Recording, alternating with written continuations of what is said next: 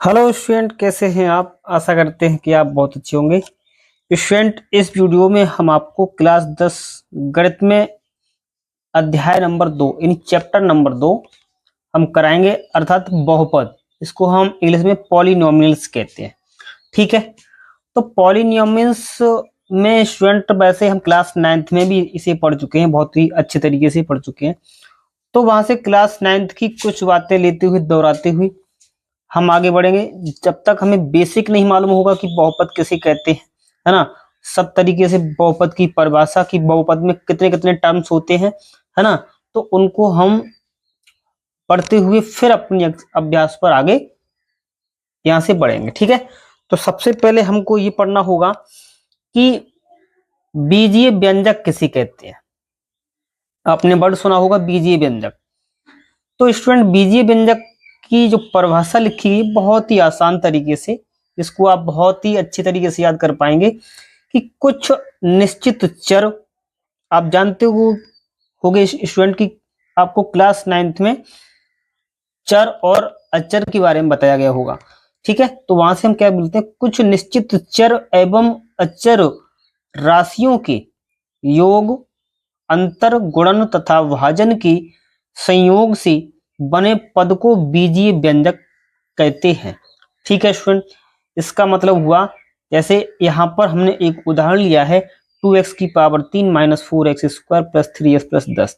इसमें देखिए ये चर जो यहाँ पर जो प्रयुक्त हुआ है वो x है। देखिए x प्रयुक्त हुआ है। ठीक, और अचर कौन है, अचर राशियां हैं इसमें हमारी, जैसे 10 है, 3 है, 4 है, 2 है, ये सब कैसी हैं, अचर हैं। ऐसे यहाँ पर 3x स्क्वायर, है ना। तो अब इसमें साथ लिखा कि योग, मतलब इसमें देखो योग भी हो रहा है, अंतर भी हो रहा है ना, और आपका भाजन भी यहाँ पर हो सकता है ना। तो इस तरीके का जो ये व्यंजक बना हुआ है यही हमारा क्या कहलाएगा, बीजीय व्यंजक कहलाएगा। आगे समझ में, मतलब इस तरीके का आपका कोई भी पद कहीं पर दिखाई दे तो वो आपका एक बीजीय व्यंजक ही कहलाएगा। ठीक है, अब हम पढ़ते हैं स्टूडेंट की बहुपद क्या होता है।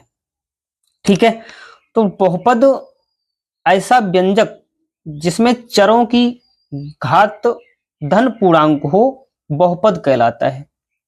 ठीक है स्टूडेंट, हमें यहां पर स्पष्ट लिखा गया है कि ऐसा व्यंजक जिसमें चरों की घात धन पूर्णांक हो बहुपद कहलाता है। तो बहुपद को हम किस तरीके से लिखेंगे स्टूडेंट यहाँ पर, तो बहुपद का देखिए मानक रूप जो अपने लोगों ने यहाँ लिखा है, यहाँ वो इस तरीके से लिखा है कि निम्नलिखित रूप का प्रत्येक फलन अथवा बीजीय व्यंजक, इसको स्टूडेंट देखिए हम फलन भी कह सकते हैं, है ना, अथवा बीजीय व्यंजक, चर x का बहुपद कहलाता है। किस तरीके का, इस तरीके का, जैसे a0 plus a1x plus a2x square plus a3x cube plus dot dot dot, और इसको हमने यहाँ पर जनरलाइज करके लिखा है आगे कि an x की पावर n।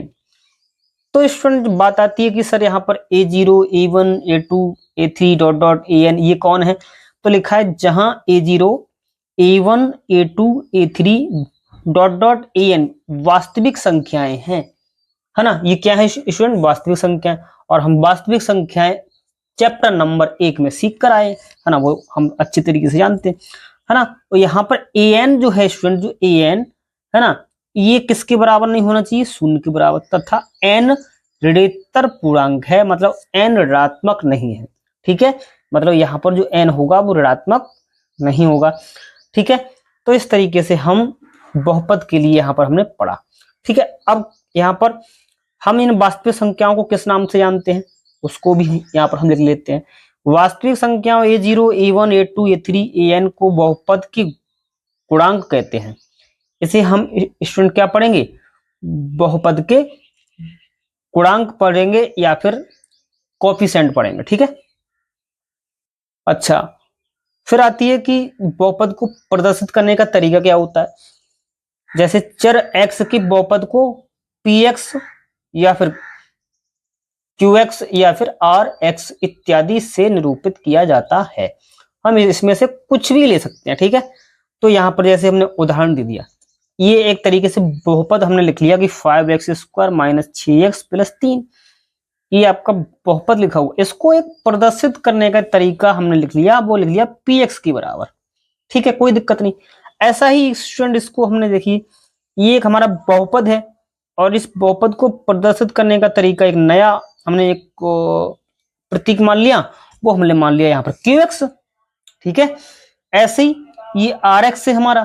ठीक है, तो rx को भी हमने इस तरीके से यहाँ पर लिख लिया कि rx बराबर 3x square minus plus under root x minus under root 3। तो ये भी क्या है, एक तरीके से हमारा प्रदर्शित करने का ही तरीका है। ठीक है, तो इसको हम बहुत ही आसान तरीके से यहाँ पर इस तरीके से इनको लिख सकते हैं। फिर आती है स्टूडेंट की बहुपद का मानक रूप क्या होता है ना, बहुपद का मानक रूप। तो इसको हम कैसे पढ़ेंगे कि बहुपद को चरों की घातों के आरोही क्रम अथवा अवरोही क्रम में लिखना बहुपद को मानक रूप में लिखना कहलाता है। ठीक है, जैसे यहाँ पर स्टूडेंट एक हमने उदाहरण ले लिया इस तरीके से, हमने उदाहरण लिया है कि बहुपद 6y की power 3 minus 5y plus 3 minus 7y square. इसमें देखिए यहाँ पर पावर कितनी है 2, यहाँ पर देखिए कितनी 1 है, फिर यहाँ पर देखिए 0 है, क्योंकि 3 में जो y का गुणांक होगा वो सॉरी ये 3 होगा, इसका गुणांक क्या होगा y की पावर 0 है ना। तो इस तरीके से यहाँ पर ये आगे पीछे लिखे गए हैं, ये ना तो अवरोही में है और ना ही आरोही में, तो इनको हमने ऐसे लिखा मानक रूप। कैसे, एक तो हमारा हो सकता है 6y की power 3 minus 7y square minus 5y plus 3। इसी वाले बहुपद को हमने इस तरीके से लिखा। अब आप देख पा रहे हो कि सबसे पहले है यहाँ पर हमने इस बहुपद की बड़ी पावर लिखी है, फिर इससे छोटी पावर लिखी है, मतलब ये y स्क्वायर वाला पद लिख लिया हमने, है ना यहाँ पर, और ये फिर माइनस के 5y हमने यहाँ लिख लिए, और यहाँ पर ये बाद का जो पद बचा ये हमने यहाँ लिख लिया। तो एक तरीके से आपने देखा ये कैसा, एक तरीके से घटता हुआ क्रम है, और ये घटता हुआ क्रम है, तो ये हमने पावर की अवरोही क्रम में इसको हमने लिख लिया। तो ये भी इसका क्या कहलाएगा, ये मानक रूप होगा। या इसको हम अथवा ऐसे भी लिख सकते हैं जो हमने नीचे लिखा है। क्या लिखा है, ये देखो 3 पहले, मतलब छोटी पावर इसकी हमने पहले लिख ली, फिर माइनस 5y, क्योंकि यहाँ पर एक पावर होगी, फिर यहाँ पर 2 लिख ली, फिर यहाँ पर 3, तो ये क्या होगी, एक तरीके से आरोही पावर होगी। ठीक है, तो यहाँ पर जो बहुपद का ये मानक रूप होगा। ठीक है स्टूडेंट, यहाँ तक कोई डाउट नहीं होना चाहिए। देखिए स्टूडेंट, जब तक हमें बेसिक नहीं मालूम होगा तब तक जो है हम एक्सरसाइज अगर करेंगे तो वहां हमें दिक्कत होगी, है ना, अभ्यास करेंगे तो।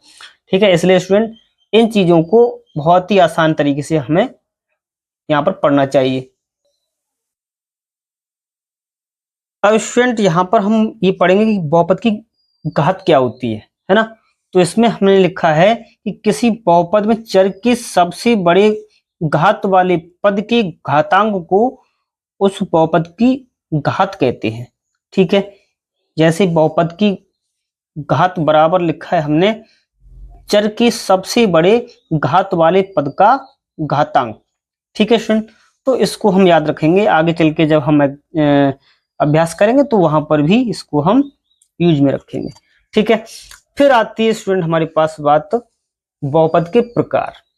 ठीक है, बहुपद कितने प्रकार के होते हैं। ठीक है, तो यहाँ पर देखिए स्टूडेंट, हमने इनको 2 प्रकार से यहाँ पर डिसाइड किया है। देखिए कि यहाँ पर लिखा है कि पदों की संख्या के आधार पर बहुपद निम्नलिखित प्रकार के होते हैं। सबसे पहले लिखा है हमने एक पदी बहुपद।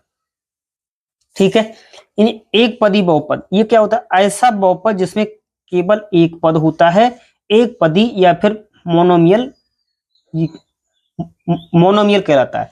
ठीक है स्टूडेंट, अब ये किस तरीके का होगा, ये कुछ आपको इस तरीके से यहाँ दिखेगा। उदाहरण लिया है कि जैसे 5x स्क्वायर 3x की पावर 3 फिर x इत्यादि, मतलब एक ही पद हो जिसमें, है ना, कि ऐसा बहुपद जिसमें क्या हो, केवल एक ही पद हो। तो इसमें देखिए सभी में एक ही पद है, तो इस तरीके का ये हमें यहाँ से एक पदी बहुपद कहलाएगा। ठीक है, फिर हो सकता है हमारा द्विपदी बहुपद, है ना, इसको हम किस तरीके से पढ़ेंगे, द्विपदी बहुपद कि ऐसा बहुपद जिसमें दो पद होते हैं, द्विपदी अर्थात बाइनोमियल कहलाता है। एक ही बात है ना। तो यहां पर हमने उदाहरण लिख रखा है, जैसे 5x+2, इसमें देखिए दो पद हैं। ऐसे 3x² + 5x, इसमें भी देखिए 3x² एक अकेला पद है और 5x एक अकेला पद है, लेकिन इसमें कुल मिला के कितने पद है? ये दो पद है, क्योंकि यहाँ पर ये प्लस का चिन्ह लगा हुआ है। ठीक है, ऐसे ही इसमें देखिए 4y3x² - 2x, इसमें भी देखिए दो पद हो गए, एक पद ये माना जाएगा और एक पद -2x माना जाएगा। ऐसे 3x/2 - 5, ये भी, इसमें भी कितने पद हैं? दो पद। इत्यादि तरीके के हमारे ये होंगे क्या? द्विपदी बहुपद होंगे। ठीक है, फिर नेक्स्ट होगा त्रिपदी बहुपद। ये कैसा होगा? देखिए इसमें लिखा है त्रिपदी, तो इसका मतलब ऐसे ही आप अपने आप बता दोगे इसे, ऐसा बहुपद जिसमें तीन पद होते हैं, त्रिपदी या फिर टाइनोमियल कहलाता है। ठीक है ना। तो इसको देखिए यहां पर हमने उदाहरण लिया है, उदाहरण में देखो लिखा है कि x² 5x + 6, इसमें देख कितने पद हैं? 1 2 3। ऐसे x³ + 2x² - 5, इसमें भी कितने पद हैं? 3। ठीक है, ऐसे 4x³ + 2x - 3, इसमें भी कितने पद हैं? 3, 1 2 3। तो इस तरीके के बहुपद हमारे त्रिपदी बहुपद कहलाएंगे। स्टूडेंट समझ में आ रहा होगा? एक एक बात को आप जो है नोट करके चले। ठीक है, जब हम नोट करेंगे और हमारे पास लिखे होंगे तब हमको याद करने में भी आसानी होगी और हम जो है उनको मेमोराइज रखेंगे। ठीक है, फिर आता है स्टूडेंट हमारा शून्य बहुपद, है ना। शून्य बहुपद देखिए स्टूडेंट एक नंबर में आ जाता है विकल्प एग्जाम में कि इस शून्य बहुपद किसे कहते हैं, तो वहां पर लड़के अक्सर के इसको गलत कर लेते हैं। ठीक है, शून्य बहुपद क्या होता है? ऐसा बहुपद जिसके सभी गुणांक शून्य होते हैं, शून्य बहुपद या जीरो पॉलिनोमियल कहलाता है। ठीक है, तो इसका मतलब यह है, एक बात और है यहां पर नोट करके हमने लिखी है कि शून्य बहुपद की घात परिभाषित नहीं है। ठीक है, शून्य बहुपद की घात क्या है? यहाँ पर परिभाषित नहीं है। ठीक है, तो इस तरीके से यहाँ हमने कुछ उदाहरण लिया, जैसे उदाहरण जैसे px = 0 लिख दिया हमने। ये जीरो किस किस तरीके से हो सकता है? देखिए 0 × x² - 0 × x + 0, क्योंकि इन सबको जीरो से क्या करोगे? गुणा, और फिर इनको योग करोगे, घटाओगे, तो क्या आना चाहिए? जीरो ही आएगा। तो इसका मतलब है यहाँ पर 0 × x² है, 0 × x है आपका +0 है, तो इन सब का उत्तर क्या आएगा? जीरो ही आएगा। तो ये क्या कहलाएगा? आपका शून्य बहुपद होगा। शून्य बहुपद को हम इस तरीके से लिख सकते हैं। अब बात आती है कि शून्य बहुपद के सभी गुणांक क्या होते हैं? जीरो होते हैं, है ना। देखिए यहाँ पर लिखा है ना, शून्य बहुपद के जो भी गुणांक होंगे, यानी x के जो गुणांक होंगे वो सब क्या होंगे? जीरो होंगे, जैसे 0 0 0, है ना। ऐसे दूसरा हमने लिया है, जैसे यहाँ पर लिख रखा है px = 0, यहाँ पर इसको ले सकते हैं 0 × x⁴ + 0 × x² - 0 × x + 0। इन सबकी गुणा करोगे और योग करोगे तब भी क्या आएगा? आपका उत्तर जीरो आएगा। और यहाँ पर देखिए फिर हमने लिया है px = 0, फिर 0 × x⁴ + 0 × x⁵ + 0 × x⁴। तो इस तरीके से सभी गुणांक क्या हो गए? जीरो। अब बात यहाँ लिखिए कि शून्य बहुपद की घात परिभाषित नहीं है। ठीक है, अब वो स्टूडेंट इसलिए नहीं है क्योंकि देखिए, क्योंकि जब गुणांक ही उसका जीरो है, किसी की पावर की जो गुणा है, मतलब जो गुणांक है वही जीरो है, तो उस पावर का फिर कोई महत्व नहीं रहेगा। जैसे यहाँ पर x² था इंटू में 0 × x², तो ये जीरो चाहे इसमें कितनी भी पावर लगा दो वो भी आपका क्या करेगा? जीरो करेगा, है ना। तो आपको यहाँ पर कोई भी पावर जो है आपको परिभाषित दिखाई नहीं देगी, यहाँ पावर कुछ भी हो सकती है। ठीक है, तो अर्थात इसको हम ये भी यहाँ लिख सकते हैं कि शून्य बहुपद का कोई घात नहीं होता है। ठीक है, एक नंबर का आपका यहाँ से भी आपका प्रश्न बन जाता है। ठीक है, विकल्प में। तो स्टूडेंट इसको जो है आप बहुत ही अच्छे तरीके से नोट करते रहें, जिससे आपको कोई भी बात जो है समझने से परे नहीं रहे। ठीक है, आप इनको नोट करते रहें अच्छे से। तो स्टूडेंट अब तक जो अपने लोगों ने सीखा कि पदों के आधार पर बहुपद कितने प्रकार के होते हैं, अपने लोगों ने सीखा एक पदी बहुपद, द्विपदी बहुपद, त्रिपदी बहुपद, इस तरीके की सीखे। अब अपने लिए सीखेंगे घातों के आधार पर बहुपद किस प्रकार के हो सकते हैं, है ना। तो यहाँ पर हमने लिखा है घातों के आधार पर बहुपद निम्नलिखित प्रकार के होते हैं। कैसे? सबसे पहले देखिए रैखिक बहुपद, इसको हम लीनियर पॉलिनोमियल भी कहते हैं, है ना। ऐसा बहुपद जिसकी घात एक होती है रैखिक बहुपद अर्थात लीनियर पॉलिनोमियल कहलाता है। ठीक है, इसका मतलब है इसको व्यापक रूप में लिखेंगे तो ax प्लस बी लिखेंगे, है ना। यहां पर देखिए ये लीनियर यानी रैखिक जब ही होगा जब ये x का गुणांक यानी x की पावर देखिए कितनी है, यहाँ पर एक है, अरे x की पावर एक है ना, तो x का गुणांक क्या नहीं होना चाहिए, जीरो नहीं होना चाहिए, तभी ये लीनियर होगा, रैखिक होगा अर्थात नहीं होगा, है ना। इस बात को ध्यान में रखना। ठीक है, फिर आता है हमारा द्विघात बहुपद। ठीक, अब बात आती है द्विघात बहुपद किसे कहते हैं। ठीक है, ऐसा बहुपद जिसकी घात तो दो होती है, द्विघात अर्थात क्वाड्रेटिक पॉलिनोमियल कहलाता है। इसको अगर हम देखा जाए तो व्यापक रूप में इस प्रकार से हमने लिख लिया कि A X square plus B X plus C. ठीक है, यहां पर भी a is not equal to zero, मतलब जो a है वो जीरो नहीं हो सकता। क्यों? तुम इसको लिख रहे द्विघात बहुपद, अगर ये a जीरो हो गया तो ये पूरा पद जीरो हो जाएगा, इसका मतलब एक्स स्क्वायर वाला पद जीरो हो जाएगा, उस समय ये द्विघात नहीं कहलाएगा, अर्थात a जीरो नहीं हो सकता इस कंडीशन में। तो हमने इसको व्यापक रूप में यहाँ पर लिख रखा है। ठीक है, उम्मीद करते हैं कि आपको बहुत ही अच्छा लग रहा होगा, ठीक, पसंद आ रहा होगा। ठीक है, आगे हमने लिखा है त्रिघात बहुपद। ठीक है, त्रिघात बहुपद क्या होता है? ऐसा बहुपद जिसकी घात तीन होती है त्रिघात बहुपद कहलाता है। ठीक है, इसको अगर देखा जाए तो व्यापक रूप में हमने ऐसे लिखा कि ax की power 3 plus B X square plus C X plus D. यहां पर भी देखिए स्टूडेंट हमने लिखा है कि a is not equal to zero, मतलब जो a है वो जीरो के बराबर नहीं होना चाहिए, क्योंकि यहाँ पर लिख रहे हैं हम त्रिघात बहुपद। तो त्रिघात जब ही होगा जब जो त्रिघात वाला पद कौन सा, नहीं ए एक्स क्यू, तो एक्स क्यू का गुणांक कौन है, ए, तो ए क्या नहीं होना चाहिए, जीरो, क्योंकि अगर ए जीरो हो जाएगा तो ये पद जीरो हो जाएगा ना, ये वाला जीरो हो जाएगा तो फिर ये आपका एक तरीके से द्विघात बन जाएगा, तो वहां पर त्रिघात परिभाषित नहीं होगा। तो त्रिघात को परिभाषित होने के लिए जो यहाँ पर ए ले रखा है अपने वास्तविक संख्या, ये क्या नहीं होना चाहिए, शून्य के बराबर नहीं होना चाहिए। ठीक है, फिर ऐसे ही हम इसको पढ़ते चतुर्घात बहुपद। ठीक है, ऐसा बहुपद जिसकी पावर कितनी होती है, चार होती है, तो ये हमारा चतुर्घात बहुपद कहलाता है। ठीक है, इसको हमने इस तरीके से व्यापक रूप में लिखा कि ए एक्स की पावर 4 प्लस बी एक्स की power 3 plus C X square plus D X plus E. यहां पर भी A is not equal to zero होगा, तभी ये चतुर्घात बहुपद होगा। ठीक है स्टूडेंट, तो इस तरीके से आप इसको घातों के आधार पर और पदों के आधार पर आपने बहुपदों के प्रकार को यहाँ पर समझा। ठीक है स्टूडेंट, तो आपसे कोई पूछे कि बहुपद कितने प्रकार के होते हैं, तो आप उसको ये जवाब दे सकते हो कि आप किस प्रकार से पूछ रहे हैं। ठीक है, पदों के आधार पे पूछ रहे हो या फिर घातों के आधार पे पूछ रहे हो। ठीक है, तो हर तरीके से आपको मालूम होना चाहिए। ठीक है, अब हम पढ़ते हैं दिए गए बिंदु पर बहुपद का मान, मतलब यहां हमें क्या निकालना है, दिए गए बिंदु पर बहुपद का मान एक किस तरीके से निकलता है।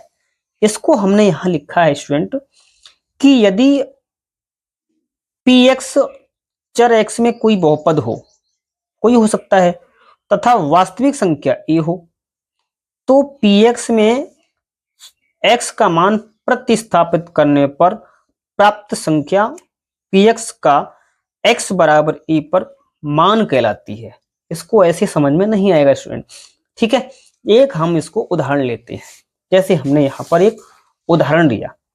उदाहरण कैसे लिया, हमने लिख दिया कि यदि px बराबर 5x square minus 3x plus 2 तब x बराबर 2 पर इसका मान, इसका मतलब ये px का मान कितना होगा। ठीक है सर, तो हम क्या करें, यहाँ पर लिखा है कि px में x का मान प्रतिस्थापित रखने पर प्राप्त संख्या px का x बराबर 1 पर मान कहलाती है। तो इस px में हम क्या कर दें, x बराबर 2 रख दें, है ना। तो कैसे लिखेंगे, यहाँ पर हमें जो दिया है स्टूडेंट px बराबर कितना 5x square minus 3x plus 2, ये हमें दे रखा है। ठीक है, तो इसमें क्या कर दें, यहां लिख लें उपरोक्त में x बराबर 2 रखने पर या फिर प्रतिस्थापित करने पर एक ही बात है। यहां पर हमने जैसे ही x बराबर 2 रखेंगे, देखिए तो यहां रखोगे तो को p2 मिलेगा, ये p2। ठीक है, यहां रखोगे तो 5 हमारा अचर है, x की जगह 2 रखोगे, स्क्वायर लगाया तो स्क्वायर लगा दो, माइनस 3 गुणा 2 प्लस 2 हमारा ये लिखा हुआ है, कोई डाउट नहीं होना चाहिए। इसको सॉल्व करते हैं, 5 ज्यों का त्यों, 2 का वर्ग कितना 4, 3 दूनी 6 और ये प्लस का 2 ज्यों का त्यों। ठीक है स्टूडेंट, 5 चौक 20 हुआ, माइनस के 6 प्लस के 2, 20 और 2 कितने होते हैं, देखिए प्लस के आपने जोड़ ली, 20 और 2 22, 22 में से 6 के तो कितने बचे 16 बचा। यहाँ पर स्टूडेंट कितना बचा, तो हमारा ये P2 निकल के आया, वो कितना निकल के आया 16। तो स्टूडेंट यही जो 16 होगा ना, यही क्या कहलाएगा x बराबर 2 पर, x बराबर 2 पर इस px का मान कहलाएगा। इसी को हम क्या बोलेंगे, इस बहुपद का मान बोलेंगे, जो हमें यहाँ पर दे रखा था कि सर px बराबर ये है, तब x बराबर 2 पर इसका मान कितना होगा 16 होगा, यानी 16 होगा। तो यही क्या कहलाएगा हमारा आंसर होगा, है ना। तो स्टूडेंट उम्मीद करते हैं कि आपको ये समझ में आ रहा होगा। ठीक है, इस तरीके से आप इसको एक एक बात को आप नोट करते रहें, ताकि आपको आने वाले प्रश्न में कोई दिक्कत नहीं हो, कोई परेशानी नहीं। अब हम सीखते हैं स्टूडेंट यहाँ पर कि अचर बहुपद क्या होता है ना। तो अचर बहुपद जिसमें चर की घात शून्य होती है, अचर बहुपद कहलाता है। ठीक है स्टूडेंट, जैसे कि हमने यहाँ पर लिखा कि px बराबर 5, तो हम जानते हैं स्टूडेंट किसी भी संख्या के गुणा में 1 तो होता ही है, तो यहाँ पर px बराबर 5 लिखा हुआ है। आप कहो सर यहाँ पर तो 5 है, इसमें तो x है ही नहीं, तो ये बहुपद ये किस तरीके का होगा। तो यहाँ पर हम 1 को ले सकते हैं x की पावर 0, क्योंकि किसी की पावर 0 होती है तो उसका मान 1 होता है, तो इसलिए हम कह सकते हैं कि सर x की पावर 0 बराबर होता है 1। तो इस हम 1 की जगह हम x की पावर 0 यहाँ पर लिख सकते हैं, है ना। ऐसे लिखा हमने जैसे कि py बराबर 2, तो ये भी क्या एक तरीके से अचर बहुपद है, क्योंकि 2 के गुणा में 1 होगा, तो 1 को ले सकते हैं y की पावर 0, और y की पावर 0 कितना होता है 1। तो इस एक तरीके से ये जो बहुपद आपको दिख रहा है py बराबर 2, ये अचर बहुपद है ना। तो इस तरीके से आपको अचर बहुपद के बारे में ये पता चला।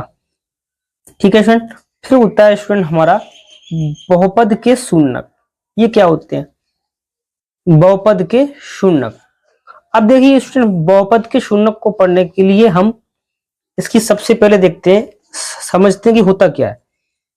यहां लिखा है कि चर का वह मान जिस पर बहुपद का मान शून्य हो जाता है, बहुपद के शून्यक कहलाते हैं। ठीक है स्टूडेंट, इसका मतलब ये हुआ कि चर का वह मान जिस पर बहुपद का मान शून्य हो जाता है, बहुपद के शून्यक कहलाते हैं। ठीक है, जैसे कि एक हमने बहुपद ले लिया यहाँ पर px बराबर 2x माइनस 2, यानी px बराबर 2x माइनस 2। इसमें हमने क्या रखा, x बराबर 1 रखते हैं, मतलब इसमें x बराबर 1 रखेंगे तो मिलेगा, देखो p1 2 गुणा 1 माइनस 2, मतलब ये कट जाएगा, 2 1 कम 2, 2 से 2 कट गया, क्या बचा, उत्तर मिला हमारे लिए p1 बराबर 0। मतलब हमने रखा क्या था यहाँ पर, हमने सर यहाँ पर रखा था कि x बराबर 1, तो इसका मतलब x बराबर 1 रखने पर बहुपद का मान क्या मिला हमें, शून्य। तो इसका मतलब ये है कि x बराबर 1 बहुपद px बराबर 2x माइनस 2 का एक शून्यक होगा। तो इसका मतलब है जिस बिंदु पर या जिस मान पर अगर हम उस बहुपद के मान को 0 कर दें, तो वही उसका मान क्या कहलाएगा, शून्यक होगा। यानी x बराबर 1 पर ये क्या हो रहा था 0, तो जो 1 होगा वही क्या कहलाएगा, दिए गए बहुपद का शून्यक होगा। ठीक है स्टूडेंट, तो इस तरीके से हम शून्यक निकाल सकते हैं। अब स्टूडेंट हमारे पास अगर हमें ग्राफ दे दिए जाए, तो हम ग्राफ को देखकर बहुपद किस शून्यक किस तरीके से निकालेंगे। तो यहां पर हमने लिखा है ग्राफ देखकर शून्यकों की संख्या ज्ञात करना, कि अगर हमने किसी भी बहुपद का ग्राफ देखा, उस ग्राफ को देखकर ही हम बता सकते हैं कि उसके शून्य कितने होंगे, है ना। तो सबसे पहला पॉइंट स्टूडेंट यहां पर लिखा है हमने कि यदि ग्राफ एक्स अक्ष को केवल एक बिंदु पर प्रतिच्छेद करता है अर्थात काटता है, तो शून्यकों की संख्या 1 होगी। देखो क्वेश्चन कितना आसान है, ठीक है। यदि एक्स अक्ष को केवल एक बिंदु पर प्रतिच्छेद करेगा तो उसके शून्यकों की संख्या कितनी होगी, 1 होगी, ठीक है। आगे चल के हम एक उदाहरण लेंगे जिससे आपको और भी समझ में आ जाएगा, ठीक है। अच्छा, दूसरा पॉइंट लिखा है हमने बिल्कुल सेम टू सेम लिखा है, बिल्कुल जैसे ही, कि यदि ग्राफ एक्स अक्ष को 2 बिंदुओं पर प्रतिच्छेद करता है तो शून्यकों की संख्या 2 होगी, ठीक। ऐसे ही तीसरा पॉइंट हमने लिख रखा है यहां पर कि यदि ग्राफ एक्स अक्ष को 3 बिंदुओं पर प्रतिच्छेद करता है, कितने पर, 3 बिंदुओं पर, तो शून्यकों की संख्या 3 होगी, ठीक है स्टूडेंट। ऐसे ही फिर हमने एक तरीके से जनरलाइज यहां पर लिखा कि यदि ग्राफ एक्स अक्ष को n बिंदुओं पर प्रतिच्छेद करता है तो शून्यकों की संख्या n हो सकती है, मतलब कितने शून्य हो सकते हैं, वहां पर n शून्यक हो सकते हैं। बात समझ में आई। यदि वो ग्राफ n कोई एक संख्या है यहाँ पर, अब ये संख्या कुछ भी हो सकती है, 1 2 3 4, है ना। तो यहाँ पर अगर वो ग्राफ एक्स अक्ष को n बिंदुओं पर प्रतिच्छेद करेगा तो शून्यकों की संख्या भी कितनी होगी, n हो सकती है, ठीक है स्टूडेंट। तो इस बात को आपने स्पष्ट तरीके से लिखा।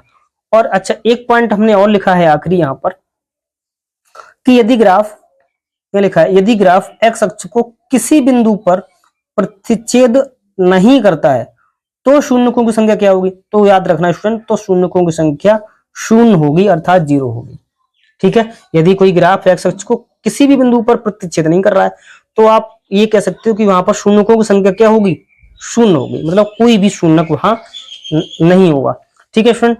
तो इस तरीके से हमने इसको यहाँ पर ये पढ़ा कि सर अचर बहुपद क्या होते हैं, है ना, और हमारे शून्यक क्या होते हैं, है ना। इसमें हमने यहाँ पर पढ़ा कि सर अचर बहुपद, ठीक है, अचर बहुपद। और जिस स्टूडेंट याद रखना कि आपको अचर बहुपद है तो अचर बहुपद की जो पावर होती है वो हमेशा कितना होती है, वो होती है 0, ठीक है। मतलब अचर बहुपद की पावर 0 होती है, लेकिन शून्य बहुपद की पावर परिभाषित नहीं है, इस बात को हमने आपको बता रखा है। फिर हमने लिख लिया कि बहुपद के शून्य क्या होते हैं, आपने कहा कि चर का वह मान जिस पर बहुपद का मान 0 हो जाए, ठीक है, ये हो गया।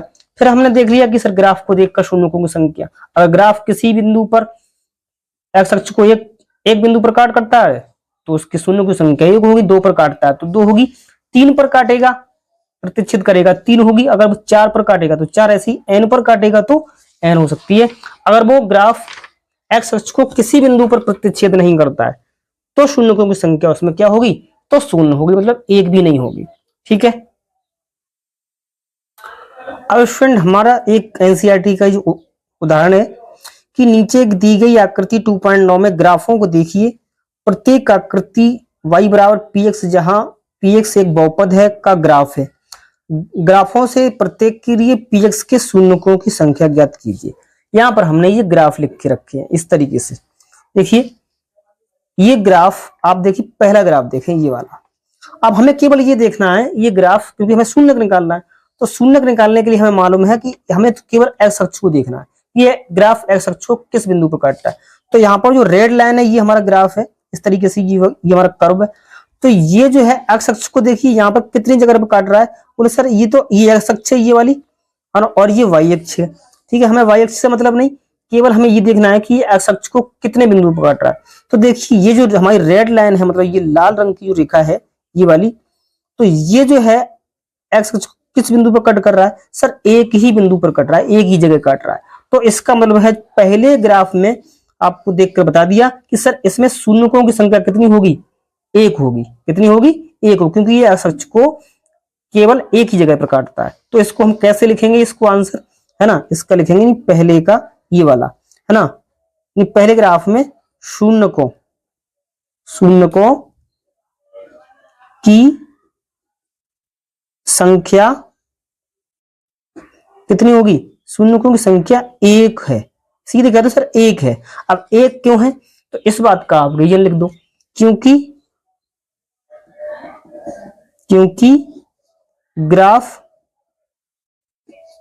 एक्स अक्ष को कितने को, एक्स अक्ष को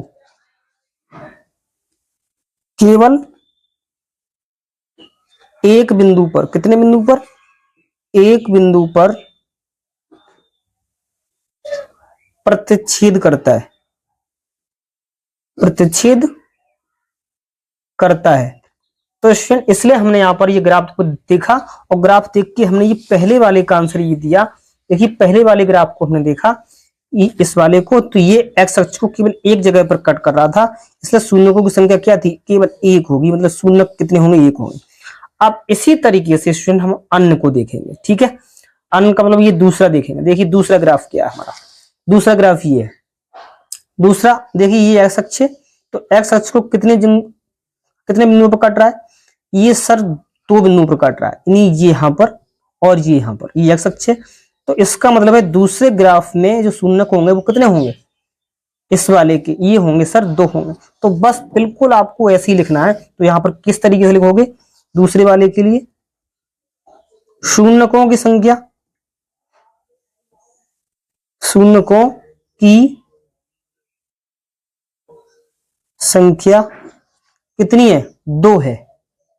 शून्यकों की संख्या कितनी है, दो है। अब ये दो क्यों है, तो उसका रीजन आप खुद लिखना है स्टूडेंट, क्योंकि ग्राफ यहां पर लिखा था, क्योंकि ग्राफ एक्स अक्ष को कितने बिंदुओं पर काट रहा है, यानी दो बिंदुओं पर आप कर देना, क्योंकि ग्राफ एक्स अक्ष को दो बिंदुओं पर प्रतिच्छेद करता है। तो इसके लिए आप यहां आप आगे अपने आप लिख देना, ठीक है स्टूडेंट। इसी तरीके से अब देखिए, अब हम चलते हैं तीसरे वाले ग्राफ पर, ठीक है। तीसरा ग्राफ हमारा ये है, ठीक है।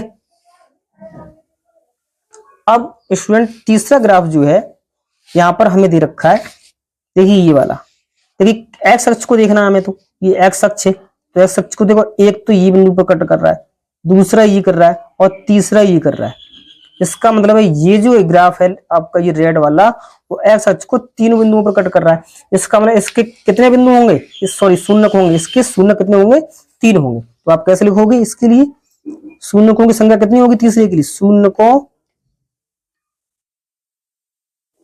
की संख्या कितनी होगी सर, तीन है। तीसरे वाले में कितनी है, तीन है, ठीक है, क्योंकि कितने बिंदुओं पर कट कर रहा था, तीन बिंदुओं पर। ऐसे देखते हैं हम कौन सा है, चौथा वाला, ठीक है स्टूडेंट। ये वाला, ये ग्राफ देखें आप, ये भी देखिए, ये एक्स अक्ष को देखिए केवल एक ही बिंदु पर प्रतिच्छेद कर रहा है। ये देख एक तरीके से ये लाइन है, रेखा है, तो ये एक्स अक्ष को केवल एक बिंदु पर कट कर रही है। इसका मतलब इसमें शून्य कितने होंगे, एक होंगे, तो इसको भी आप लिख लो। देखिए बाकी रीजन आप अपने आप लिखना, क्यों है ना। तो यहाँ पर शून्य कितने होंगे, शून्यकों की संख्या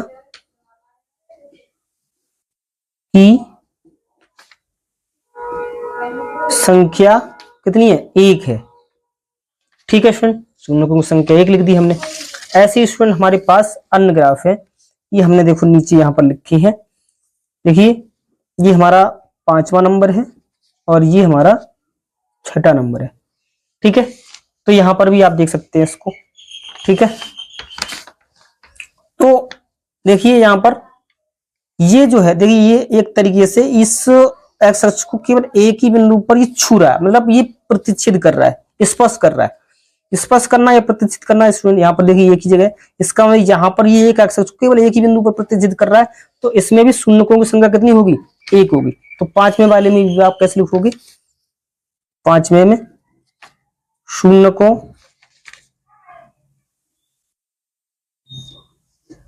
की संख्या कितनी है, एक है ना। ऐसे ही अब देखिए ये वाला ग्राफ, ये वाला ग्राफ क्या कर रहा है, देखिए यहाँ पर एक जगह पर ये कट कर रहा है, दूसरी जगह ये, तीसरी जगह ये, और यहाँ पर आपकी चौथी जगह पर ये। तो इसके भी शून्यकों की संख्या कितनी होगी सर, 1 2 3 4 होगी। तो छठे में आप कैसे लिखोगे, बिल्कुल वैसी बात लिखोगे, है ना, जो हमने अब तक लिखी है। तो यहाँ पर 6 नंबर में भी क्या लिखोगे, शून्यकों की संख्या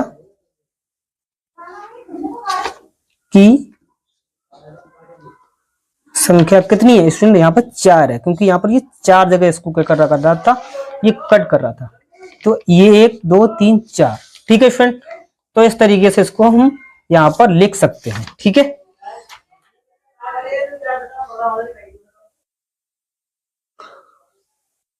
अब स्टूडेंट देखिए हम अपनी एक्सरसाइज पे चलते हैं। ठीक है, एक्सरसाइज है हमारी इन्हीं प्रश्नावली 2.1। ठीक है, 2.1 प्रश्नावली में स्टूडेंट कुछ नहीं है, जैसे कि अपील अपने लोगों ने उदाहरण नंबर 1 किया था, बिल्कुल वैसा ही है, कुछ भी नहीं है इसमें। और इसमें भी वही काम करना है जो अपने उदाहरण नंबर 1 में किया था। ठीक है, यहाँ पर हमको जो निर्देश दे रखा है उसने कह रहा है किसी बहुपद px के लिए y बराबर px का ग्राफ नीचे आकृति 2.10 में दिया गया है।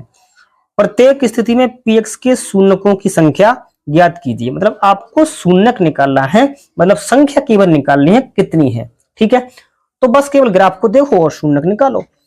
अब बस वही देखना है अपने लोगों को क्या कि ग्राफ एक्स अक्ष को कितनी जगह पर कट कर रहा है, अर्थात प्रतिच्छेद कर रहा है, कितनी सी बात अपने लोगों को ज्ञात करनी है। ठीक है, तो सबसे पहले देखिए यहाँ पर हम ये पहले ग्राफ पे आते हैं। तो पहले ग्राफ में आप खुद ही देखिए आंसर इसको दे सकते हैं। बोले सर पहला ग्राफ एक्स अक्ष को तो बिल्कुल ही कट नहीं कर रहा है, बिल्कुल ही प्रतिच्छेद नहीं कर रहा है, इसका मतलब है इसमें शून्यकों की संख्या क्या होगी। मैंने आपको नोट में लिखवाया था कि यदि कोई ग्राफ एक्स अक्ष को किसी भी बिंदु पर प्रतिच्छेद नहीं करे तो वहां पर शून्यकों की संख्या शून्य होगी, अर्थात 0 होगी, इसमें शून्यक होंगे ही नहीं। तो यहां पर कैसे लिखोगे, शून्यकों की संख्या, शून्यकों की संख्या, ठीक है, बराबर में आप क्या लिख दो 0। ठीक है, पहले ग्राफ के लिए इसका उत्तर यही हुआ है ना, शून्यकों की संख्या कितनी हुई, शून्य हुई, क्योंकि यहां पर अब ये इसका रीजन आप अपने आप लिख देना है ना, वहां पर आप लिखना क्योंकि एक्स अक्ष को यह ग्राफ किसी भी बिंदु पर प्रतिच्छेद नहीं करता है, अर्थात शून्यकों की संख्या क्या होगी 0। ठीक है, अब ऐसे ये दूसरा वाला ग्राफ, दूसरा वाला हम देखते हैं। देखिए ये लाइन हमारी ये गई और ये एक्स अक्ष को केवल यहां कट कर रही है, एक्स अक्ष को केवल एक ही बिंदु पर प्रतिच्छेद कर रहा है, इसका मतलब इसमें शून्यक कितने होंगे, यानी शून्यक जो होंगे इसमें शून्यकों की संख्या वो कितनी होगी स्टूडेंट, इसमें केवल 1 होगी। अब इसका रीजन आप खुद लिख देना, क्योंकि ग्राफ एक्स अक्ष को केवल एक बिंदु पर प्रतिच्छेद करता है, अर्थात इसलिए शून्य कितने होंगे, 1 होंगे। इसका आप रीजन अपने आप लिखो अपनी कॉपी पर। ठीक है स्टूडेंट, अच्छा ऐसे ही अब देखते हैं तीसरे वाले में। तीसरे वाले में यहां पर देखते हैं, देखिए यहां पर हम केवल एक्स अक्ष को देख लें, देखो 1 2 और ये 3, इसका मतलब इसमें कितने शून्यक होंगे बताओ भाई। यहां पर 1 2 3 अर्थात शून्यक कितने होंगे, यानी शून्यकों की संख्या, शून्यकों की संख्या बराबर में कितनी, 1 2 3 लिख दो सर, 3 होंगे है ना, तो इसके शून्यकों की संख्या 3 होगी। अब देखते हैं हम चौथे वाले में, देखिए ये वाला, ये ग्राफ है, एक्स अक्ष देखिए हमारा ये है, वाई अक्ष, हमें तो एक्स अक्ष से मतलब है ये एक्स अक्ष, ये वाली लेट हॉरिजॉन्टल है ना, ये वाली मतलब ये क्षैतिज लाइन है, एक्स एक्स यही एक्स अक्ष है।